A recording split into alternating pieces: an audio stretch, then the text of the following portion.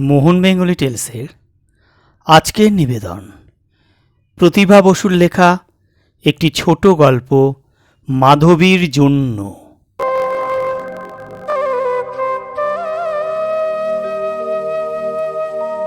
হঠাৎ মাধবীর সঙ্গে আমার দেখা হয়ে গেল। আমি নিউ মার্কেটে ফুল কিনতে গিয়েছিলাম।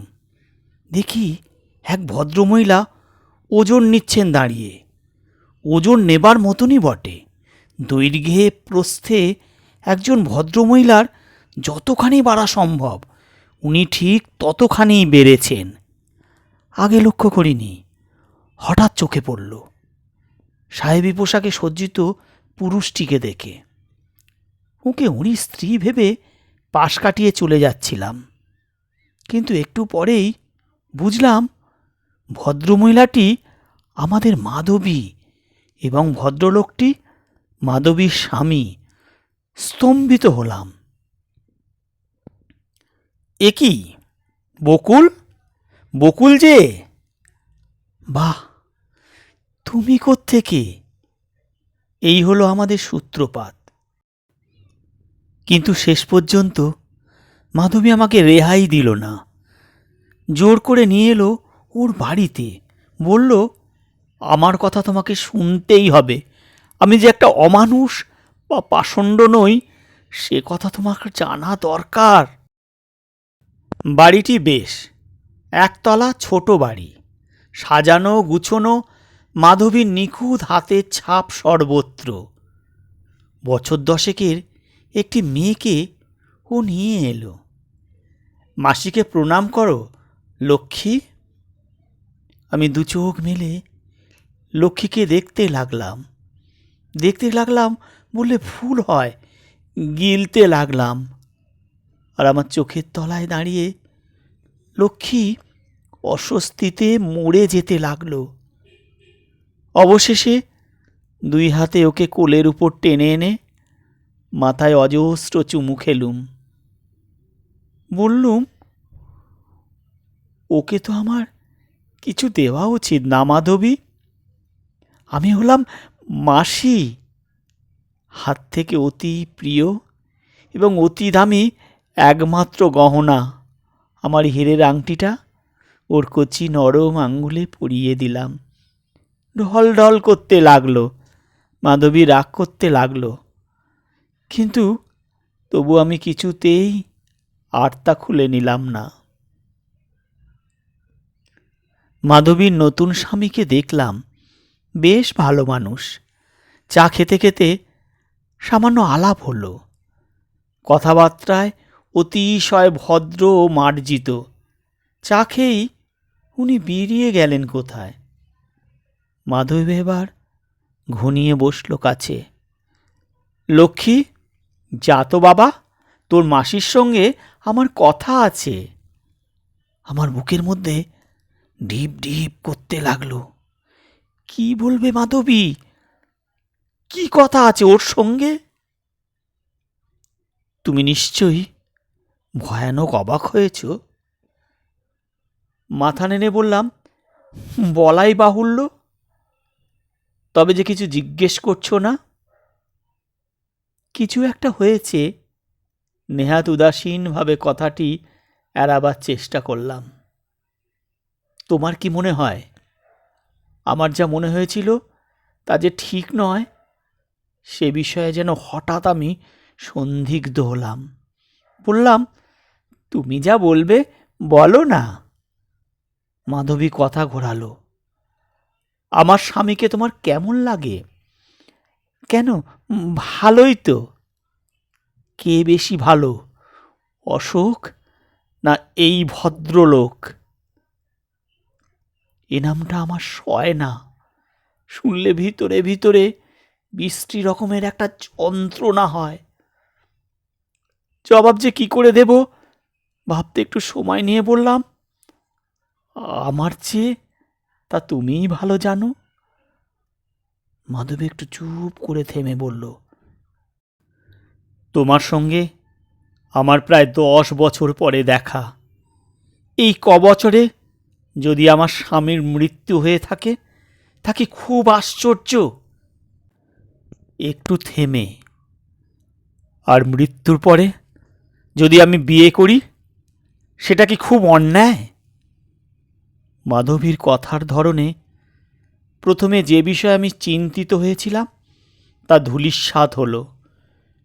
অশোকের মৃত্যু যে আমার পক্ষে বেদনাদায়ক হবে এ বিষয়ে আমি নিঃসন্দেহ ছিলাম, কিন্তু সে বেদনা যে এত গভীরেও নাড়া দিতে পারে তা আমি জানতাম না। অনেক দিন আগেকার আর একটা দুঃখের স্বাদ মনে পড়ল। নতুন করে অভিভূত হলাম। মুখ নিচু করে জিজ্ঞাসা করলাম, কি হয়েছিল ওর? খুব সম্ভব যক্ষা। যক্ষা? বোধ হয়। মুখ তুলে বললাম, বোধ হয় কেন? অসুখটা কি তা শেষ পর্যন্ত জানা যায়নি? শেষ পর্যন্ত আমি জানি নে, কেননা আমার যখন সন্দেহ হতে শুরু করলো তখনই আমি ওকে পরিত্যাগ করে আসি। পরিত্যাগ কথাটা আমার মুখ থেকে যেন সঙ্গে সঙ্গে খসে পড়ল। তবে যে তুমি বললে অশোকের মৃত্যু হয়েছিল, পরিহাস করছি। এসব নিয়েও কি পরিহাস তোমার আসে স্বচ্ছন্দে? আমাকে নিয়েই বা অশোক কম পরিহাস করল কি? অশোক বেঁচে আছে তাই তো জানি। নড়ে চড়ে সহজ হয়ে বললাম, তবে ওর জীবদ্দশায় ওর মেয়েকে তুমি পেলে কি করে? সেইটুকু দয়া করবার উদারতা ও শেষ পর্যন্ত দেখিয়েছিল আমাকে। নিঃশ্বাস ফেলে নীরবে বসে রইলাম। মাধবী বলতে লাগলো, অশোকের সঙ্গে বিয়ে হবার পর আমি স্পষ্টই বুঝতে পারলাম ভাঙা আর জুড়বে না, তালি আর টিকবে না। খুব অবাক হবে এবং বিশ্বাসও করবে না হয়তো যে বিয়ের পর পুরো 4 বছর আমরা একসঙ্গে ছিলাম, কিন্তু একদিনের জন্যেও আমরা একসঙ্গে শুইনি। প্রত্যেক রাত্রে এক ঘরে পাশাপাশি খাটে দুজনে দুজনের নিঃশ্বাস শুনতে শুনতে ঘুমিয়ে পড়েছি। একদিন একদিন আমি সারা রাত কেঁদেছিলাম, আর সারা রাত চুপ করে বসে ও আমার মাথায় হাত বুলিয়ে দিয়েছিল। আমি বললাম, এরকম যন্ত্রণা কি জীবন ভরই পাবো? বললে, কেন? আমি তোমাকে কষ্ট দিই? আমি কি ভালো ব্যবহার করি নে? কাঁদতে কাঁদতে বললাম, ভয়ানক কষ্ট দাও, ভয়ানক কষ্ট দাও। ভালোই যদি নাই বাসবে তবে কেন এরকম করলে? কেন এরকম করলে? বিষণ্ণ মুখে বলল, মাধবী, আমি লম্পট, আমি পাপিষ্ঠ, কিন্তু আমারও তো হৃদয় আছে, আমারও তো সুখ দুঃখের অনুভূত হয়, অনুতাপ আছে।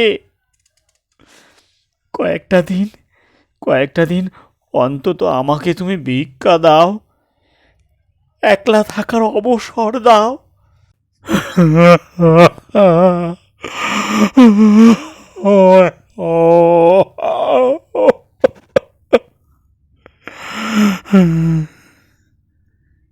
2 হাতে মুখ ঢেকে উপুড় হয়ে ও কাঁদতে লাগলো পাগলের মতো। আমি হাত ধরে উঠিয়ে বসালাম। শান্ত হও, শান্ত হও। বললাম, অশোক, আর আমি তোমাকে পীড়ন করব না। যেদিন মনে পড়বে আমার কথা সেদিনই তুমি আমার কাছে এসো, আমাকে ডেকো, কিন্তু দায়ে পড়ে ভালোবাসার ভান দেখিও না, সে আমার সইবে না। তার পরদিনই আমি মার কাছে চলে এলাম। টানা 6 মাস ছিলাম, কিন্তু তবুও সে আমায় ডাকলো না। ফিরে যেতে সে লিখেছিল, কিন্তু আমি জানতাম সেটা তার একান্তই আত্মসম্মান বজায় রাখবার জন্য। স্ত্রীকে পিত্রালয়ে ফেলে রাখা তার রুচিতে বেঁধেছিল। আমি ফিরে গিয়ে তার একটুও পরিবর্তন দেখলুম না। তবে শেষ পর্যন্ত অপেক্ষা করতে পারলে কি হতো জানি নে, কেননা শেষের দিকে আমাকে যেন ও ভালোবাসতে শুরু করেছিল, আমার মনে হতো। কিন্তু আমি তার অবসর দিলাম না। অনেক দিন এমন হয়েছে যে শুতে এসে দেখেছি আমার বিছানায় শুয়ে শুয়ে সে মেয়েকে নিয়ে খেলা করছে। বলেছি, ওঠো, এবার আমি শোবো।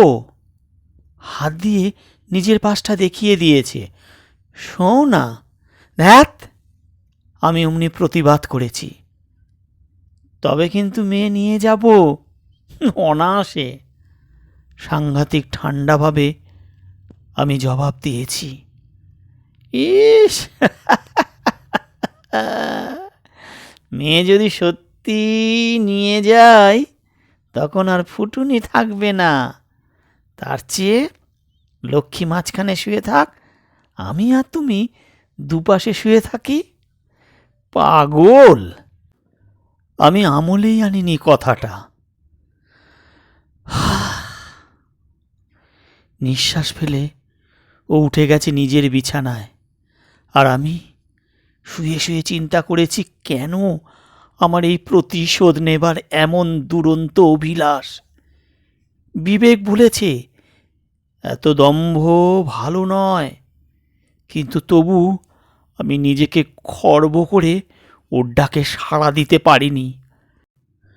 কেননা এইটুকু আমি স্পষ্ট বুঝতে পারতাম, এখনো ও সম্পূর্ণভাবে তোমাকে ভোলেনি। ক্ষতের উপর সামান্য একটা প্রলেপ পড়েছে মাত্র, আর সেই প্রলেপটা হচ্ছে আমাদের সন্তান।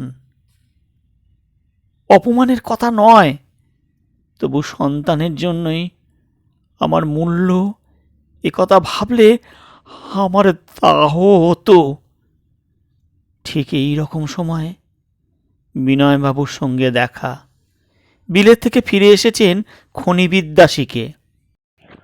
মেজদা সতীর্থ, সেই সূত্রে আলাপ হতে হতেই যে কেমন করে এত সহজে ঘনিষ্ঠতায় দাঁড়িয়ে গেল তা নিজেও বুঝতে পারলাম না। প্রথম প্রথম কিছুটা ভান করতাম অশোককে দেখিয়ে। মনে হতো অশোকের ঈর্ষাবৃত্তিটা হয়তো জেগে উঠবে এ দেখে, এবং ও কষ্ট পাবে। কিন্তু সবচেয়ে আশ্চর্য, তাও পেত না, বরং আমার ন্যাকামির আভাস পেলেই ও সরে পড়ত দেখতাম সেখান থেকে। শেষ পর্যন্ত দেখি আমার ভানকে বিনয়বাবু সত্যি মনে করে বসে আছেন। আর আমারও মনে হলো আমি অশোককে কখনোই ভালোবাসিনি। স্ত্রীলোকের পক্ষে স্বামীর ভালোবাসা না পাওয়ার মতো পরাজয় আর নেই। আমি এতদিন সেই গ্লানিতেই পুড়ে পুড়ে সারা হয়েছি। আজ আমার দুয়ারে সত্যি সত্যি যে প্রার্থী, তাকে আমি ফিরাইব কেন? বঞ্চিত হবার জন্য জীবন নয়, বঞ্চনা যে করে তাকে পুজো করবার জন্যও জীবন নয়। সুখ চাই, সমৃদ্ধি চাই, প্রেম চাই। কেন পড়ে থাকবো এখানে? কি আছে অশোকের? কি পেয়েছি আমি ওর কাছ থেকে? মনকে শক্ত করে ফেললাম আমি। একদিন রাত্রিরে ঘুমোতে গিয়ে বললাম, তোমার সঙ্গে আমার কথা আছে। বই পড়ছিল শুয়ে শুয়ে, মুখ তুলে তাকালো। আমি বললাম, আর কতকাল ভার হয়ে থাকবো? তুমি বার কতকাল তা বইবে? কি হলো তোমার? অত্যন্ত মধুর করে ও হাসল। তুমি তো জানো হাসলে ওকে আশ্চর্য ভালো লাগে। মুহূর্তের জন্য মনটায় একটু মোহ এলো। আমল দিলাম না, অত্যন্ত সহজভাবে বললাম, বিনয়বাবু আমাকে ভালোবাসেন, তা বোধ হয় তুমি জানো না। জানি। কথাটা বলেই বইয়ে চোখ ডোবালো, আর আমি স্তব্ধ হয়ে চুপ করে রইলাম। তারপর বুঝতে পারো, মাস 6 এইভাবেই চলল।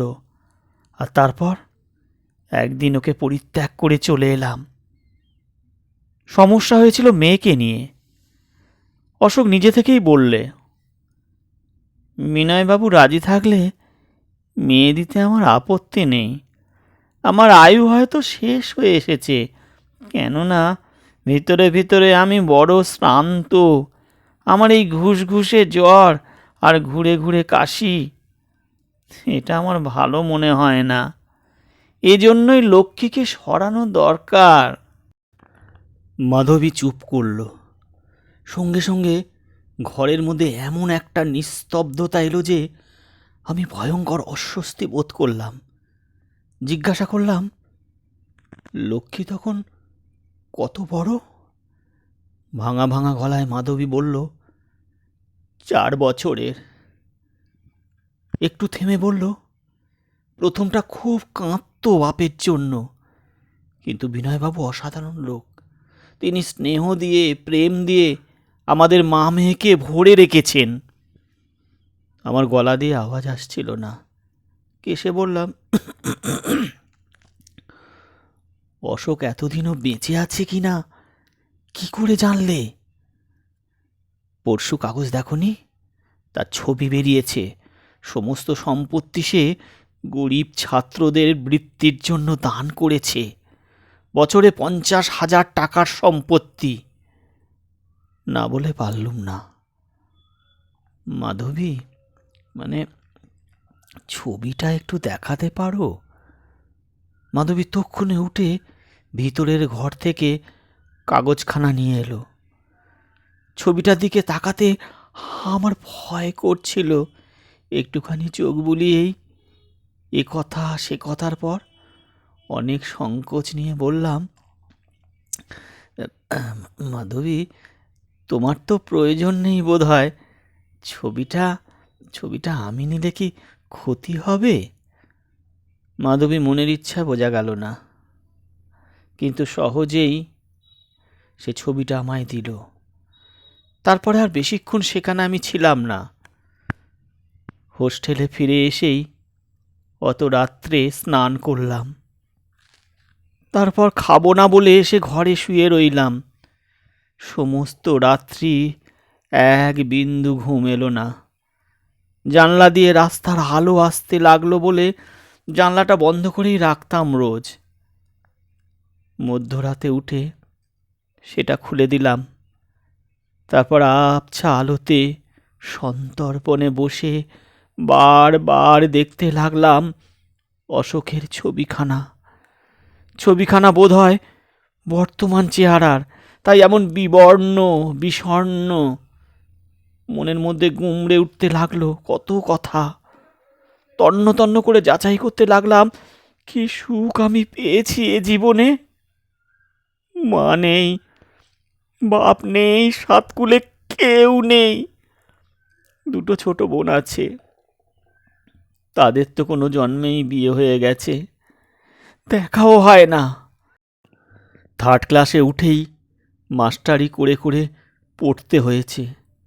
মা বাবার মৃত্যুর পরে কাকার আশ্রয়ে 2 বছর ছিলাম, কিন্তু 2টো যুগও মানুষের এর চেয়ে সহজে কাটে। কাকিমা মানুষ ভালো ছিলেন, কিন্তু কাকা একটা মূর্তিমান শয়তান।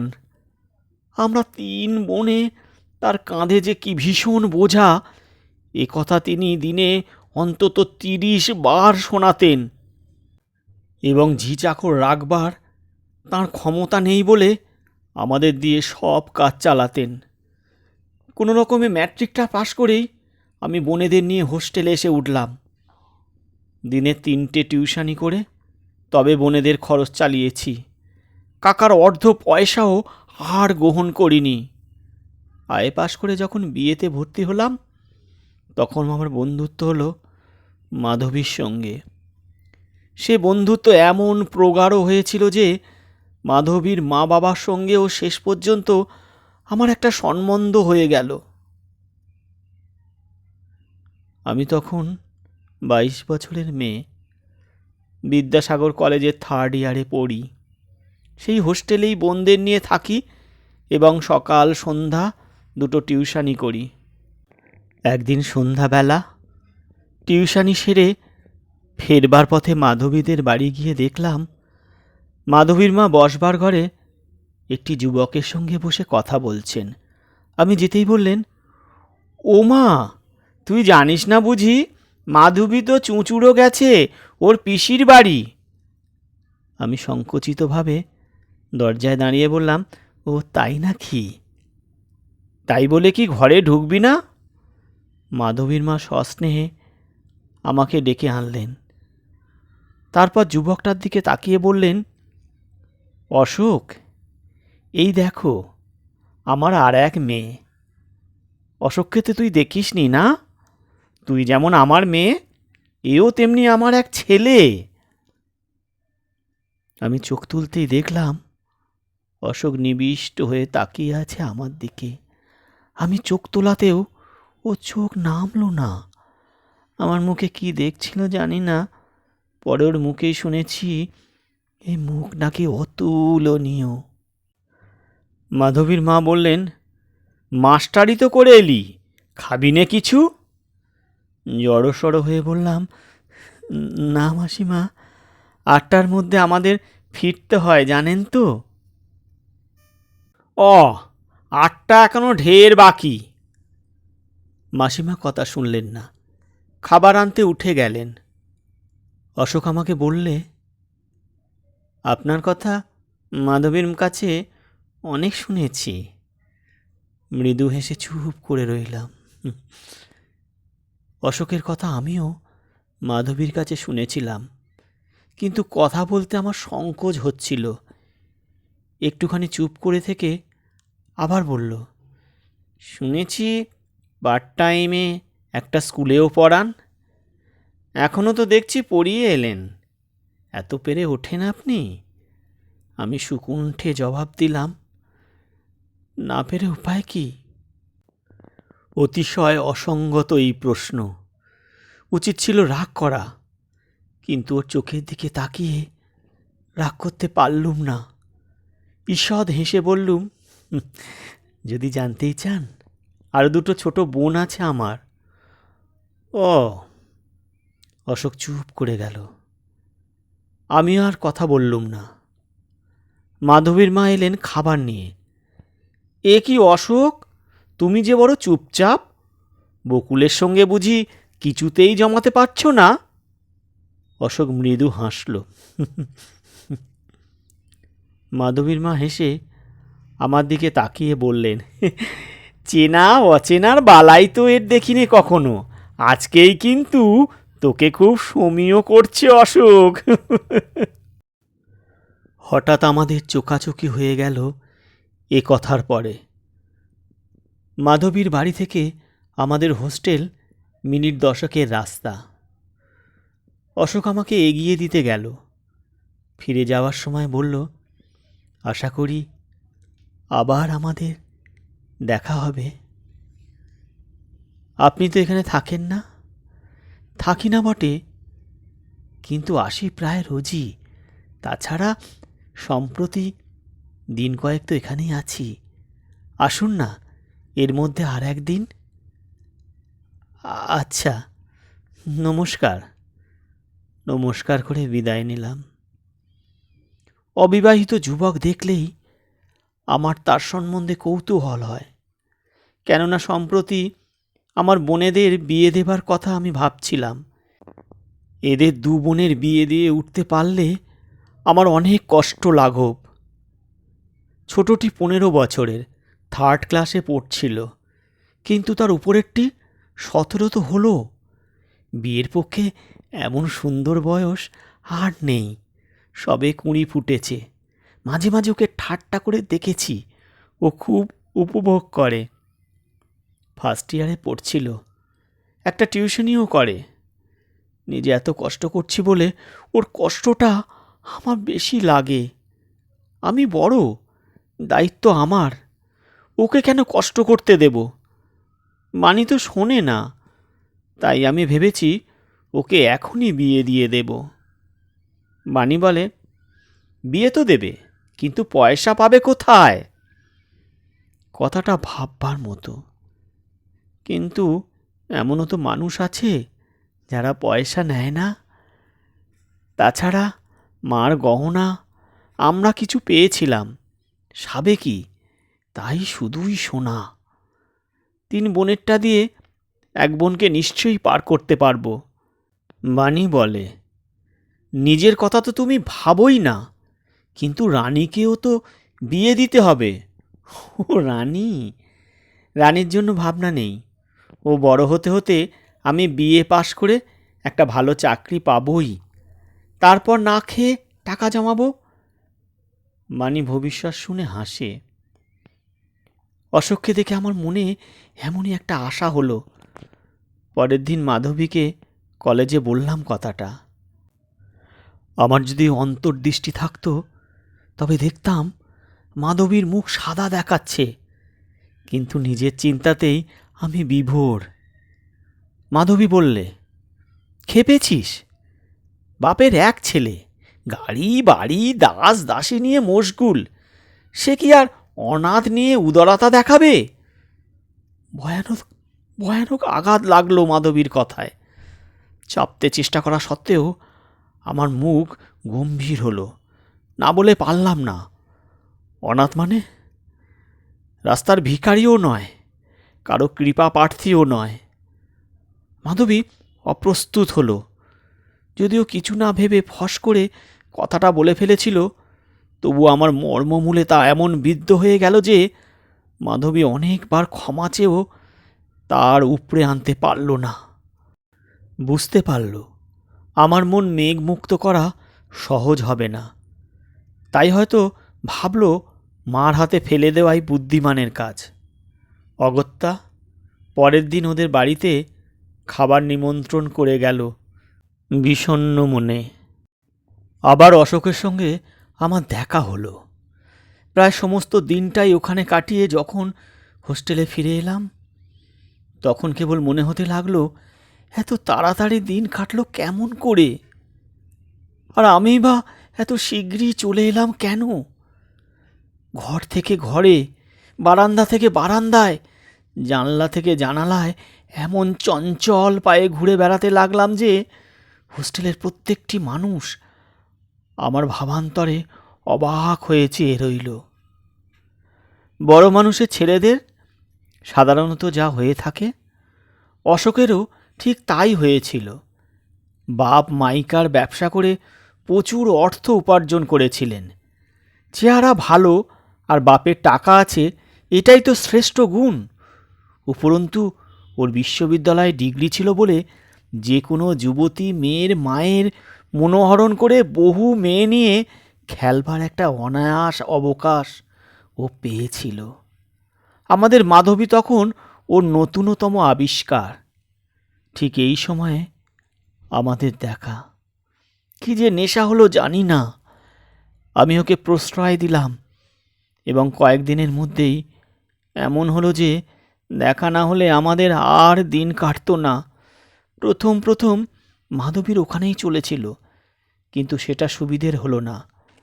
শেষে কোনো দিন গড়ের মাঠে, কোনো দিন সিনেমায়, কোনো দিন গঙ্গার ধারে, কখনো বা ট্যাক্সিতে, এই করে দিন কাটতে লাগলো।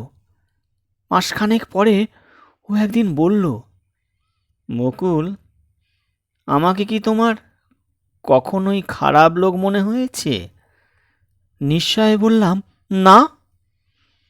আমাকে ভালো করে জানবার অবকাশ তুমি পাওনি, তাই।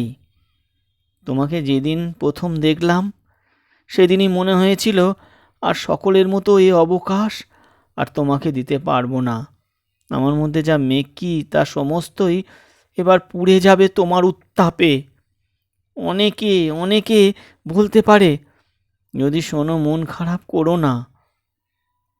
তোমার কাছে যে রূপ সেই তো আমার আসল। কথা বলতে বলতে ও কেমন বিষণ্ণ হয়ে গেল। আমি বললাম, তুমি কি ভাবো আমার মন এতই কাঁচা? লোকের চোখ দিয়ে আমি যাচাই করব তোমাকে? হতেও তো পারে। কখনোই না। আচ্ছা ধরো, কোনো সূত্রে যদি জানতে পারো যে আমি ছদ্মবেশে একটা শয়তান। থামো থামো, আমি বলে উঠলাম, আর বিনয়ের কাজ নেই। তাছাড়া শয়তানকেও তো মানুষ ভালোবেসে ফেলতে পারে, জানো না রবীন্দ্রনাথের কথা? খোকা বলেই ভালোবাসি, ভালো বলেই নয়। ও বলল, তবু আমি আশ্বাস পাচ্ছি নে বকুল। বকুল, তুমি বিশ্বাস করো, আমি তোমাকে ঠকাইনি। আমার সমস্ত প্রাণে মনে আমি তোমাকে গ্রহণ করেছি। এমন ব্যাকুলতা ছিল কথাগুলোতে যে আমি বলবার কথা খুঁজে পাচ্ছিলাম না। চুপ করে বসে রইলাম অনেকক্ষণ। তারপর ফিরে এলাম হোস্টেলে। তার দিন কয়েক পরে একটু বিষণ্ণ মুখে বলল, বকুল, আমাকে বোধহয় শিগগিরই বাইরে যেতে হবে। কেন? বাবার বাত হয়েছে, ডাক্তাররা তাকে নিয়ে পুরী যেতে বলেন। ও। আমার এই সংক্ষিপ্ত জবাবে ও সুখী হলো না। একটু অপেক্ষা করে বলল, আর কিছু বললে না যে? কি বলবো? কেন, বলবার কিছু নেই? মৃদু হাসলাম, জবাব দিলাম না। না না, ওরকম করে বিমর্ষ হলে চলবে না। অধীর আগ্রহে ও আমার হাত ধরে নাড়া দিল। আমি বললাম, খবরটা কি আমার পক্ষে খুবই হর্ষ করবার মতো? ও তাই? একটু থেমে, কিন্তু দুঃখ করবারও বোধহয় কিছু নেই, কি বলো? তোমাকে তো কম জ্বালাই না আমি? কিছুদিন নাও, ছেলে মানুষই করো না। প্রায় ধমকে উঠলাম। এখন যে আমাদের কত ভাবনার দিন এসেছে, তাও কি তোমাকে বলে দিতে হবে? ভাবনার আবার কি? বাবাকে বলবো, মত দিলে ভালো, না দিলে ক্ষতি নেই, তোমার অনুমতি পাওয়াই নিয়েই হচ্ছে কথা। কিন্তু বকুল, একটা কথা। বলো। মানে, মানে মানে এই। অনেক ইতস্তত করে থেমে থেমে ও বলল, বলছিলাম কি, মাধবীরা কি হিসাব জানে? খুব সম্ভবত না। আর জানলেই বা কি? না না না, না খবরদার। অত্যন্ত ব্যগ্রভাবে অশোক বলে উঠল। আমার তা ভালো লাগলো না। বললাম, কেন বলো তো? না, কারণ কিছু নেই, তবে ওরা আমাকে আশা করেছিল, এই আর কি। হঠাৎ আমার মাধবীর কথা মনে হলো। বড়লোকের ছেলে, বাড়ি গাড়ি, দাস দাসী নিয়ে মশগুল, সে কি আর অনাথ নিয়ে উদারতা দেখাবে? প্রতিহিংসার একটা আনন্দ বিদ্যুতের মতো খেলে গেল হৃদয়ের মধ্যে। বললাম, অশোক, তোমাকে বলাই ভালো। দেখো, আমি একান্ত নিঃসম্বল মেয়ে। বাপ দাদার সাহায্যেও কি বস্তু তা আমার জানা নেই। মাধবীর ভাষায় নিতান্ত অনাথ। এখনো সময় আছে, ভেবে দেখো। বলতে বলতে আমি অশোকের দিকে তাকিয়ে দেখলাম। আমার কথায় ওর মন নেই। অন্যদিকে তাকিয়ে গভীরভাবে কি চিন্তা করছে। কি ভাবছ? হুঁ। হঠাৎ যেন জেগে উঠল। না, বলছিলাম কি, সেই পূর্ব কথাটার জেদ টেনে বলল, পাঁচজনকে জানাবার দরকার কি? আর দেরি বা মিছিমিছি করছি কেন? দেরি মানে? আমি অবাক হয়ে বললাম, তুমি মনে মনে কি যেন ভাবছ। বকুল, আমার যেন মনে হয় পুরী থেকে ফিরে এসে আর তোমাকে পাবো না। তার চেয়ে এসো, কালকেই আমরা নোটিশ দিয়ে আসি। তারপর যে করেই হোক আর 15 দিন আমি বাবাকে ঠেকিয়ে রাখবো। একেবারে রেজিস্ট্রি করে শেষে পুরী যাব। পাগল! আমি আমলই দিলাম না কথাটার। এ কি সম্ভব নাকি? আমার টাকা কোথায়? তাছাড়া দুটো বোন মাথার বোঝা, কত দায়িত্ব, কত ভাবনা, হুট করে একটা বিয়ে করলেই হলো? তোমার আবার বাড়াবাড়ি। অধীর হয়ে অশোক বলল, টাকার জন্য যদি আবার ভাবনাই করবে, তবে এ অভাগাকে দিয়ে কি হবে? আর রানীমানি বেশ তো, তোমার কাছেই থাকবে ওরা। আরে না না, আমার অবস্থা তুমি বুঝবে না। আজম্মা সুখে লালিত তুমি, যখন যা ভাবো নিমিষেই তা করতে পারো, কিন্তু আমি। অশোক দীর্ঘশ্বাস ফেলে চুপ করে গেল। তার দুদিন পরেই ও পুরী চলে গিয়েছিল। যাবার আগে একটা মাস ওকে নিয়ে আমি এমন মত্ত হয়েছিলাম যে অন্যদিকে মন দেবার আর আমার অবকাশ ছিল না। মাধবী কলেজে আসতো না, শুনেছিলাম ওর অসুখ। এবার মনে হলো খুব অন্যায় করেছি। সেই দিনই বিকালে টিউশনির পরে ওকে দেখতে গেলাম। গিয়ে দেখলাম বাড়ি ফাঁকা। শুনলাম আজ প্রায় 15 দিন ওরা কোথায় গেছে, কবে ফিরবে তাও কেউ জানে না। মনে মনে যেন একটা মুক্তি পেলাম। আমার কেবল ভয় হচ্ছিল ওরা বুঝি সব চিনে ফেলেছে। ওদের দেখা না পেয়ে দুঃখিত হবার অবকাশ আর আমার হলো না। অশোক গিয়ে আমাকে রোজ একখানা চিঠি লিখতে লাগলো।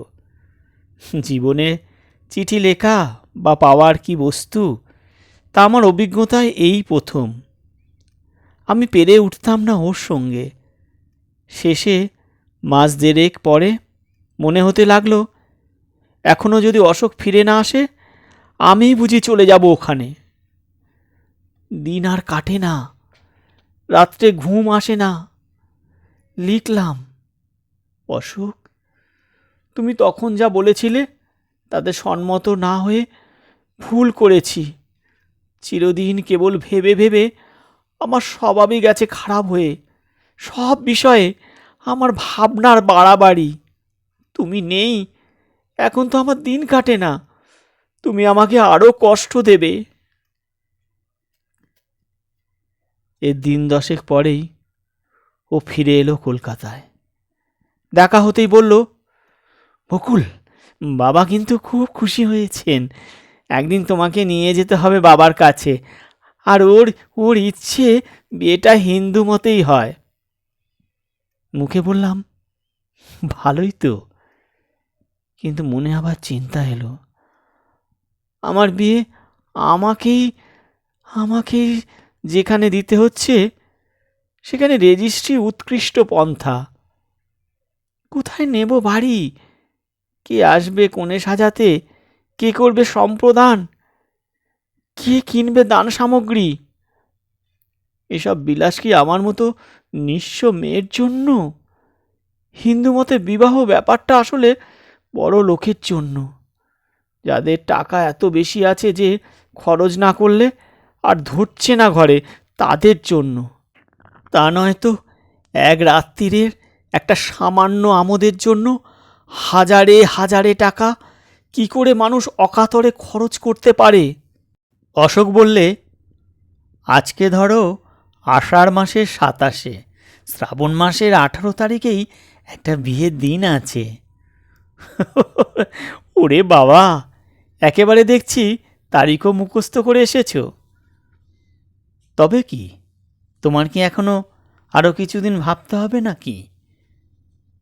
ভাবনার অবসান তো করেইছিলাম।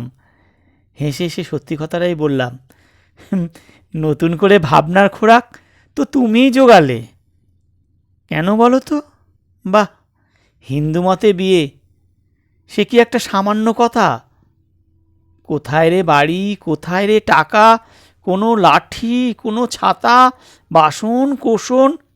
নাও, ভারী তোমার গরব।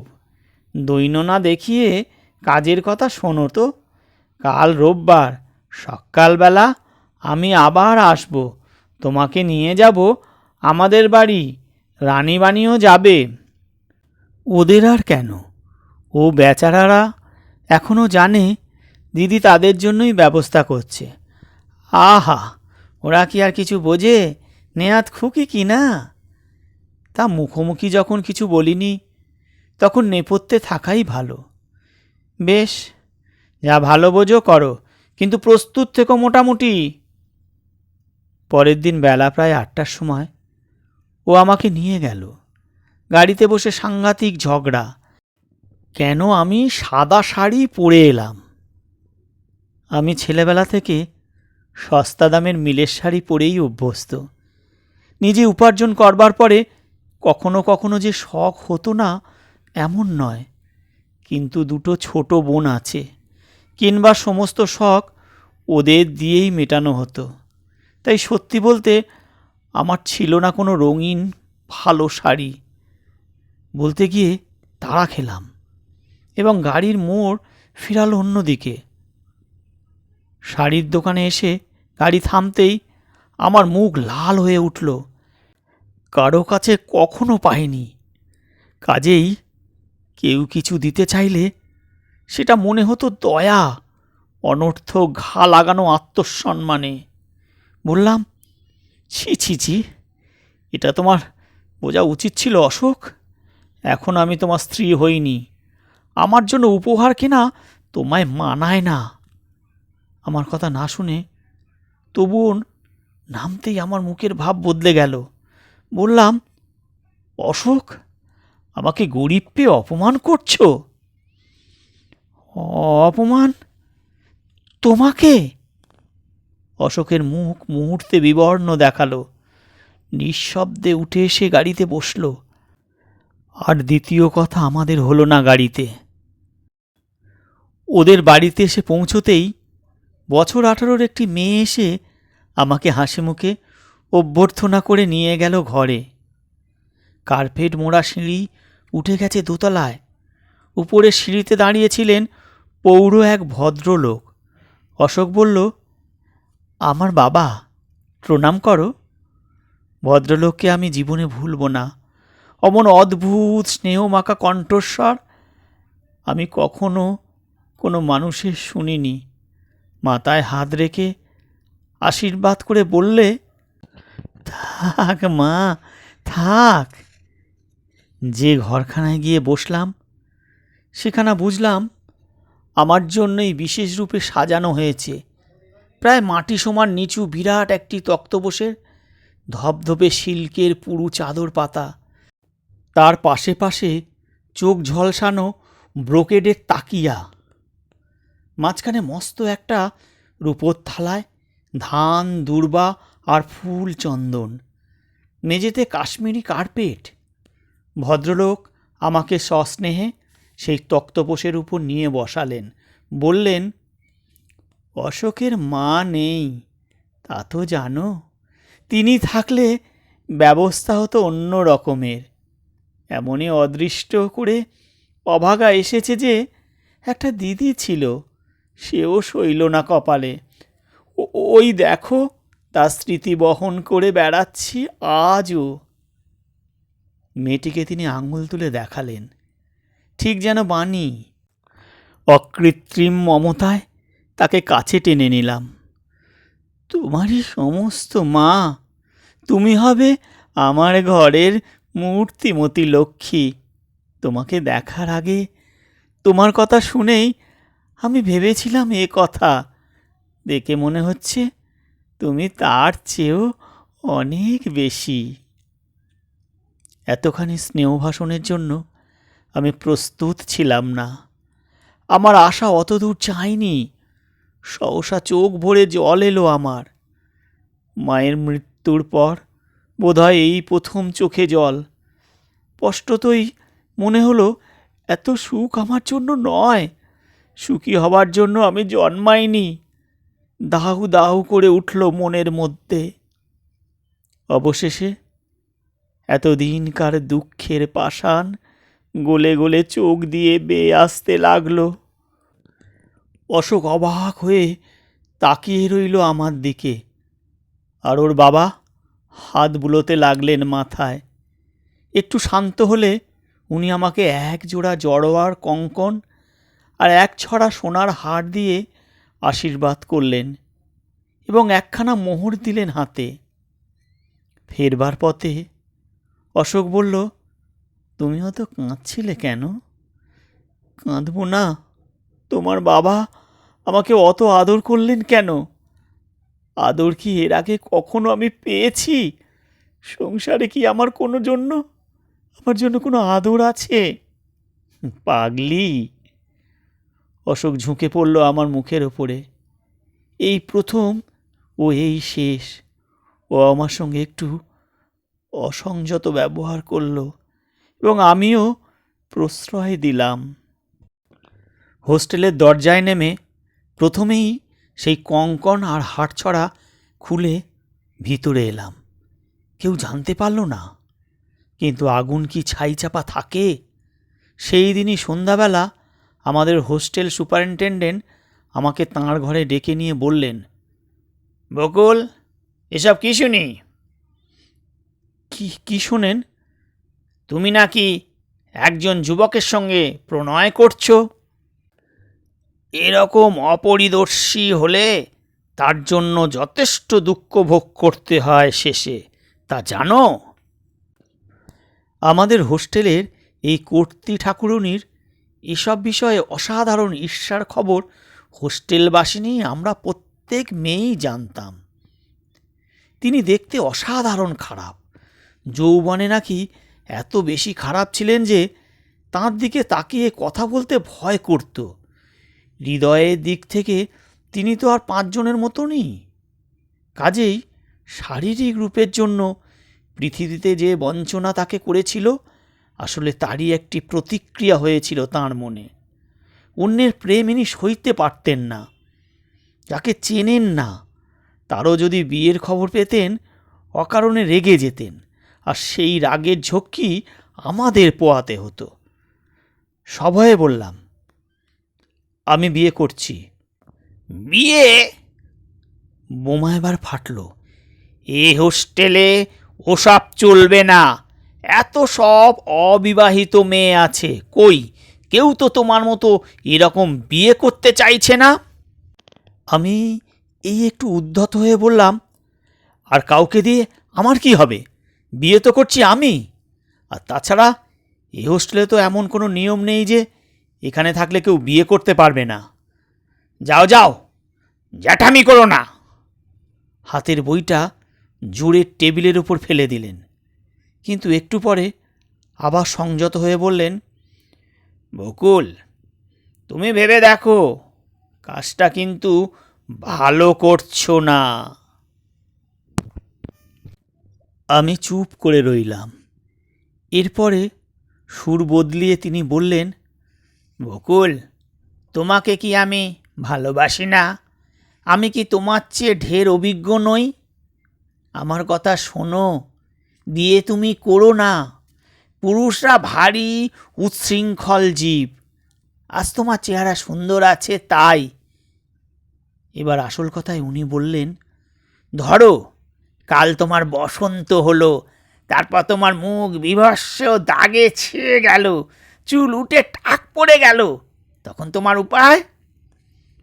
ভদ্রমহিলার কথা শুনে বুক কেঁপে উঠল। বললাম, ও সব বলছেন কেন? আপনার অসুবিধা করে আমি হোস্টেলে থাকবো না, আমি কালই চলে যাব। না না না না, চটো কেন? চটো কেন? চটো কেন? উনি দাঁত বের করে হঠাৎ হাসতে লাগলেন। পরের দিন ভোরে উঠেই বেরিয়ে গিয়ে ফোন করলাম অশোককে। দেখা হতেই সব বললাম। তবে উপায়? অশোকের মুখ শুকিয়ে গেল। বললাম, ভয় পাচ্ছ কেন? আমি আপাতত আমার কাকার বাড়িতেই গিয়ে উঠি। এর মধ্যে তুমি আমার জন্যে একটা বাড়ির খোঁজ করো 1 মাসের জন্য। আজকে দেখো 29 তারিখ, আর কটা দিন বা আছে, কেটে যাবে। কোন পাড়ায় বাড়ি নেবে? হোস্টেলের কাছে নেওয়াই ভালো, কেননা আমার তো বন্ধুবান্ধবরাই সব, ওদের যেখানে সুবিধে সেখানে থাকাই ভালো।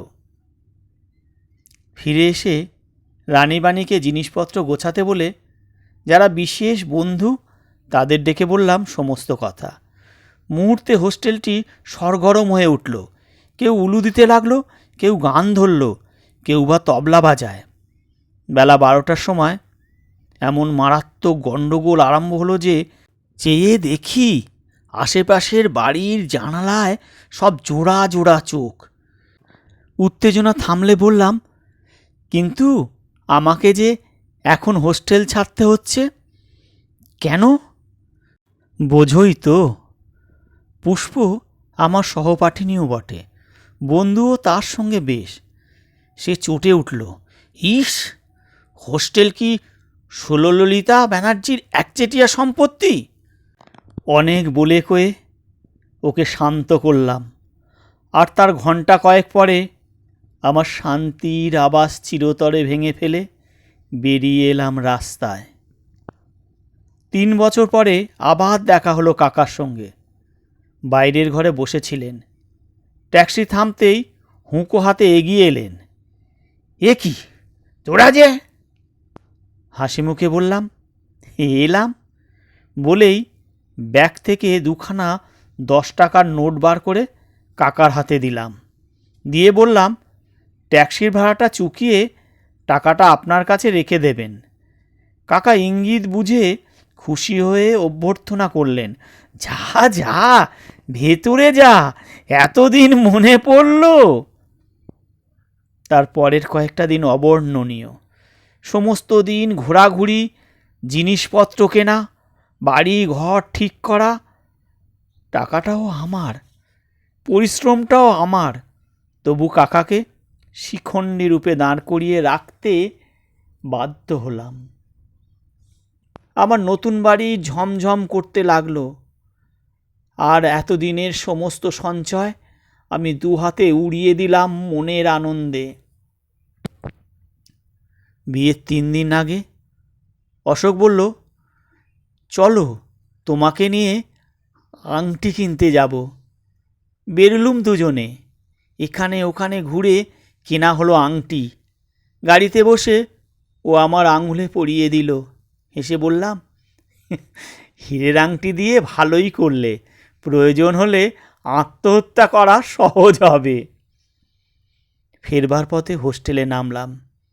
যেতেই শান্তিদি বললে, আজ 2 দিন ধরে মাধবীর বাড়ি থেকে তোকে এমন জরুরি ডেকে পাঠাচ্ছে কেন রে?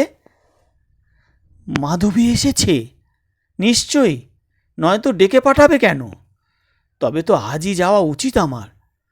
পুষ্প বলল, আরে বস বস। না ভাই, মরবার সময় নেই আমার। গেলাম মাধবীদের বাড়ি। বসবার ঘর পার হয়ে খাবার ঘরে ঢুকতেই মাধবীর সঙ্গে চোখাচোখি। কোথায় গিয়েছিলি তোরা? উৎসাহ ভরে কাঁধে হাত দিলাম। মাধবী নিস্পন্দ। কী হয়েছে তোর? বলেই মুখের দিকে তাকিয়ে দেখলাম ওকে আর মাধবী বলা চলে না। অমন সুন্দর লাবণ্য ভরা মুখময় কে যেন 2 হাতের কালি ঢেলে দিয়েছে। একখানা রঙিন খদ্দরের চাদরের সমস্ত দেহ আবৃত করে অতিশয় নিচু সুরে বলল, তোমার সঙ্গে আমার কথা আছে, আমার ঘরে এসো। ঘরে গিয়ে বসতেই বলল, তোমার নাকি বিয়ে? হ্যাঁ। কার সঙ্গে? তুমি কি কিছুই জানো না? জানি না ঠিক, তবে জনরব কানে এসেছে। সত্যি কি অশোক? হ্যাঁ। অশোক তোমাকে বিয়ে করছে? আপাতত তাই ঠিক। অশোক কি কখনো বিয়ে পর্যন্ত এগোয়? আমি অসহিষ্ণু হয়ে বললাম, এসব বলে এখন লাভ কি মাধবী? যা হচ্ছে তার ফিরবে না। আমার কথায় একটু ঝাঁজ ছিল, কেননা অশোক বলেছিল মাধবী আশা করেছিল ওকে। বুঝলাম সেই ঈর্ষায় মাধবী আজ এত বিচলিত। আলবাত ফিরবে। আমি হঠাৎ চমকে উঠলাম ওর গলার জোরে। তুমি কি পাগল হলে মাধবী? এমন করছো কেন? এমন করছি কেন? এমন করছি কেন? মাধবী উত্তাল হয়ে কাঁদতে লাগলো। বললেও,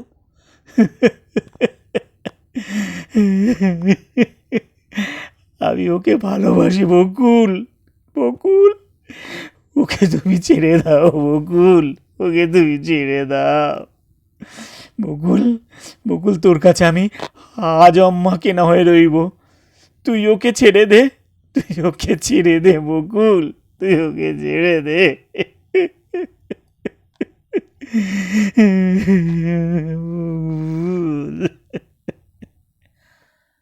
আমি কি বলবো ভেবে পেলাম না। উঠে পড়ে বললাম, মাধবী, আমি আজ যাই। হঠাৎ মাধবী দুই হাতে আমার পা জড়িয়ে ধরল। বকুল, বকুল, তুই কথা দিয়ে যা, তুই কথা দিয়ে যা, এ বিয়ে তুই ভেঙে দিবি বকুল, এ বিয়ে তুই ভেঙে দিয়ে যাবি, কথা দিয়ে যা বকুল। মাধবী, তার হয় না। তুমি ভালোবাসো একা, আমাদের ভালোবাসা পরস্পরের। তাছাড়া তোমার সুখী হতে ইচ্ছে করে, আমার করে না। কি পেয়েছি এ জীবনে? অনাথ বলে তুমিও অবহেলা করেছ। আমি ছাড়বো না, কখনো ছাড়বো না। ওঠো, ওঠো, তুমি পা ছাড়ো। ছিনিয়ে আনলাম পা। মাধবী চোখ মুছে মুখোমুখি দাঁড়ালো। বকুল, সব সত্যি, কিন্তু আমাকেও তো পদ বলে দেবেন তোর স্বামী।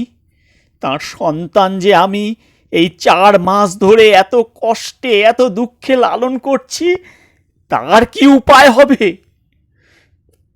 আর সন্তান? বজ্রহতের মতো আমি বসে পড়লাম মাটিতে। হ্যাঁ, হ্যাঁ, তার সন্তান, অশোকের সন্তান। হ্যাঁ, অশোকের সন্তান। শুধু আমাকে নয় বকুল, ফাঁদে ফেলে সে অনেকেরই এই উপকার করে দিয়েছে। তার ভালোবাসার ভান আমরা বুঝিনি। এত বড় লম্পট অশোক, এত বড় লম্পট!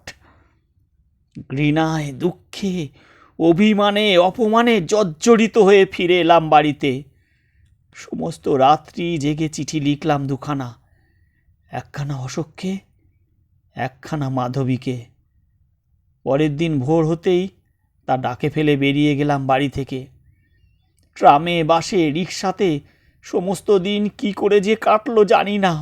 এ লজ্জা, এ লজ্জা আমি রাখবো কোথায়? কি কৈফিয়ত দেব সকলকে? বাড়ি ফিরলাম 4টে। ফিরেই শুনলাম অশোক প্রায় ঘন্টা 2 বসে আছে আমার জন্য। কি করি, কি করি? ইচ্ছে ছিল না দেখা করবার, কিন্তু ছোট বোনদের সামনে সিন করতে পারলাম না। আমি যেতেই অশোক মাথা নিচু করল। বললাম, আমার চিঠি পাননি? পেয়েছি। তবে এসেছেন যে? পাপ করেছি আমি, কিন্তু তার প্রায়শ্চিত্ত কি তুমিই করবে? আমি করব কেন? আমার সঙ্গে তোমার বিয়ে না হওয়া মানেই তো তোমার প্রায়শ্চিত্ত। বকুল, মাথা ঠান্ডা করো, আমাকে ক্ষমা করো। অশোকবাবু! আমার ডাক শুনে অশোক কেঁপে উঠল। যা বলছি শুনুন, আপনি আর আমাদের বাড়িতে আসবেন না। এই কি শেষ কথা? হ্যাঁ, হ্যাঁ, এই আমার শেষ কথা। অশোক বেরিয়ে গেল বিবর্ণ মুখে। মাধবীকে বিয়ে করতে বাধ্য হয়েছিল শেষ পর্যন্ত। আমি সেই সময় ময়মনসিংহে কাজ জোগাড় করে চলে এসেছিলাম। অশোকের বাবার দেওয়া সেই জড়োয়ার কঙ্কণ আর হার আমি আশীর্বাদ পাঠিয়েছিলাম মাধবীকে। হীরের আংটিটা পারিনি খুলতে। কত রাত্রে, কত দিনে, কত নিরালা অবকাশে এই আংটিটা আমাকে দুঃখ দিয়েছে, তবু খুলিনি। মৃত মানুষের চিহ্ন যেমন তার সন্তান, এই আংটিটিও আমার কাছে তেমনি ছিল। আজকে দিয়ে এলাম অশোকের সন্তানকে সেটা। সেই থেকে এই তো 10 বছর কাটল। মাস্টারি করে করে হাড় পাকা হয়ে গেল। এমনকি আমাকে দেখলে পর্যন্ত লোকেরা জিজ্ঞাসা করে, আপনি বুঝি মাস্টারি করেন? তবু কেন পোড়া জায়গায় চাপ দিলে ঘা বেরিয়ে আসে। কিন্তু অশোক কেমন আছে এখন? কে ওর সেবা করে? কি নিষ্ঠুর মাধবী! ভাবছি কাল একবার অশোককে দেখতে যাব।